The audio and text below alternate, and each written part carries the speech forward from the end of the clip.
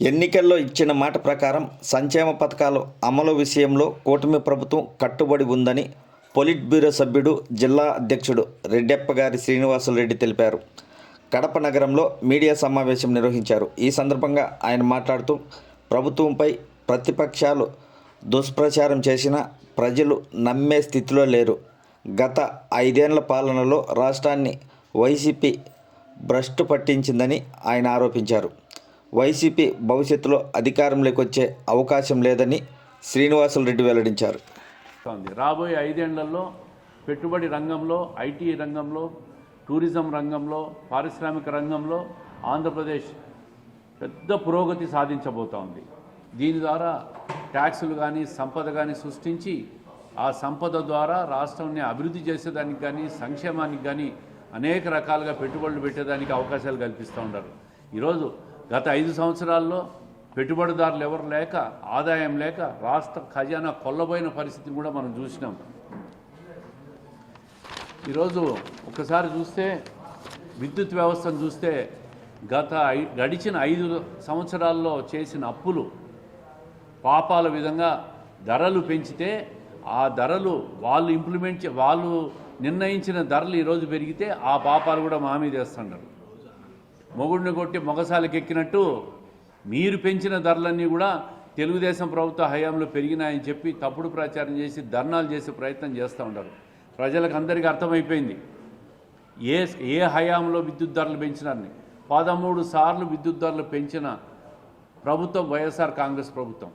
ఈ రోజు నుంచి ఎప్పుడూ కూడా విద్యుత్ ధరలు పెంచేదే లేదని చెప్పి ముఖ్యమంత్రి గారు స్పష్టంగా చెప్పినారు. అదే కాకుండా ఈరోజు సోలార్ రంగం కానీ, అదేవిధంగా విండ్ ఎనర్జీ కానీ, రివర్స్ పంపింగ్ ఎనర్జీ కానీ, ఈ విధంగా అనేక రకాల విద్యుత్ రంగంలో జనరేషన్స్ అన్నీ కూడా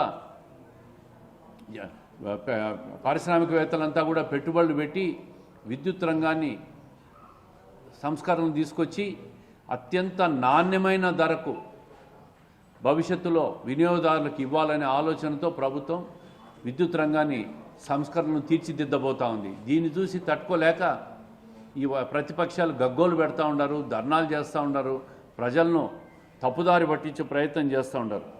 నిన్ను చూసాం, యూనియన్ మినిస్టర్ వచ్చాడు. ఆంధ్రప్రదేశ్లో 26 జిల్లాలుంటే 3 జిల్లాలు ఆస్పిరేషనల్ డిస్ట్రిక్ట్స్గా ప్రకటన చేయడం జరిగింది ఈ ప్రభుత్వంలో. దాంట్లో కడప కూడా ఒక aspirational district. Aspirational district announce చేసిన తర్వాత అనేక రకాల పెట్టుబడులు జిల్లాకు వచ్చే అవకాశం ఉంది.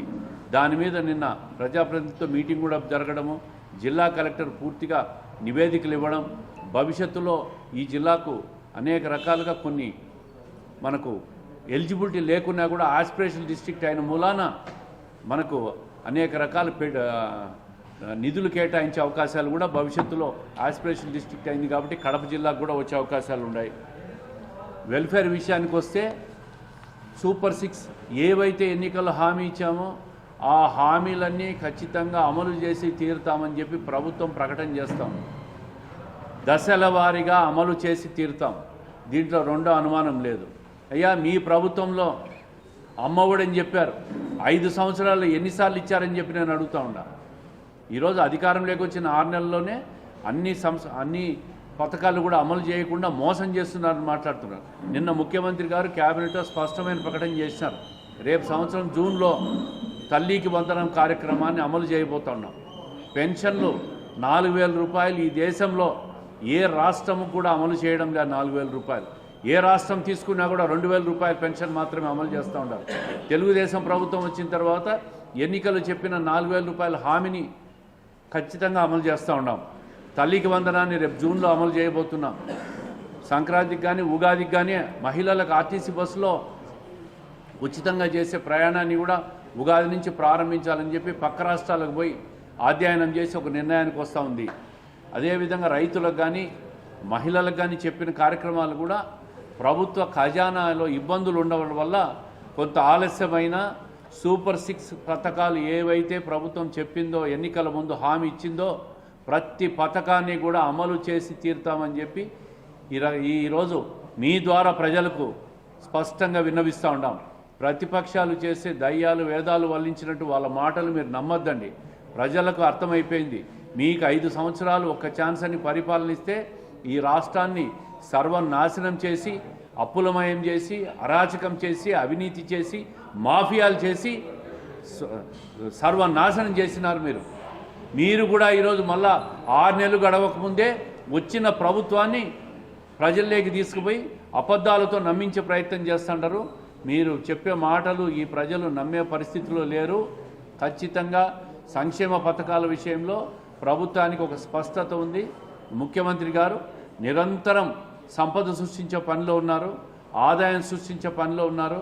మీరు చేసిన అప్పులు కూడా తెలుగుదేశం ఈ కూటమి ప్రభుత్వం ఈరోజు సంపాదించి కట్టే పరిస్థితి వచ్చిందంటే మీరు ఈ రాష్ట్ర ఖజానాన్ని ఏ విధంగా నాశనం చేసినారో గత ఒక్కసారి గణాంకాలు పరిశీలిస్తే ఆ గణాంకాలు మీ ద్వారానే ప్రజలకు చెప్తే ప్రతిపక్షాలు అన్నీ అర్థమవుతాయి. ఈరోజు మీరు ధర్నాలు చేసినా, ర్యాలీలు చేసినా, రాస్తా రోకోలు చేసినా, పొల్లు దండాలు పెట్టినా మీకు మళ్ళీ అధికారం రాదు, మీ పార్టీ నిలబడదు. మీ పార్టీ నుంచి చివరకు ఆ అధ్యక్షుడు, శాశ్వతంగా అధ్యక్షుడు ఎవరైతే జగన్మోహన్ రెడ్డి గారు ఉన్నారో ఆయన ఒక్కరే ఈ పార్టీలో మిగులుతారు. మీరు 11 ఈడీ కేసులు, సిబిఐ కేసుల్లో ఉన్న మీరు కూడా ఈ ప్రభుత్వాన్ని, ఈ ప్రభుత్వంలో ఉన్న ముఖ్యమంత్రి గారిని విమర్శిస్తారా? ఏది పడితే అది మాట్లాడతారు, అబద్ధాలు చెప్తారు. మీ హయాంలో పెంచిన విద్యుత్ ఛార్జీలు కూడా ఈ ప్రభుత్వంలో మీరు పెట్టిన సంతకాల వలన అమలవుతున్న పరిస్థితి ప్రజలందరూ అర్థం చేసుకుంటూ ఉన్నారు. ఇప్పుడు పెంచినారని చెప్పి గగ్గోలు పెడతా ఉన్నారు.